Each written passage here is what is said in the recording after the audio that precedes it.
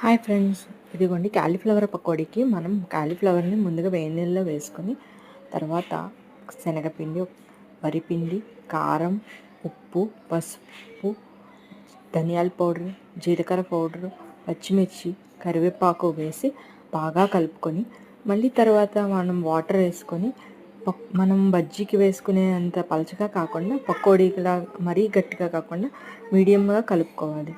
కలుపుకున్న తర్వాత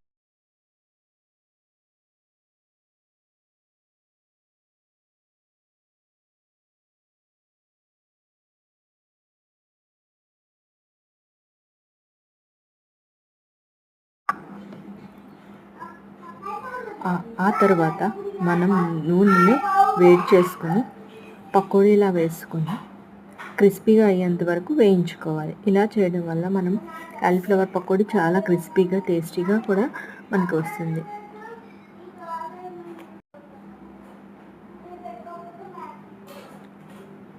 ఎర్రగా వేగేంత వరకు వేయించుకోవాలి. ఆ తర్వాత మనం వీటిని తీసి మన సర్వింగ్ బౌల్లో వేసుకొని జీడిపప్పుతో గార్నిష్ చేసుకుంటే ఎంతో టేస్టీ కాలీఫ్లవర్ పకోడీ రెడీ అయిపోయినట్లే. ఈ వీడియో కనుక మీకు నచ్చితే లైక్ చేయండి, షేర్ చేయండి, అలాగే సబ్స్క్రైబ్ చేయడం మాత్రం మర్చిపోకండి ఫ్రెండ్స్. Thank you.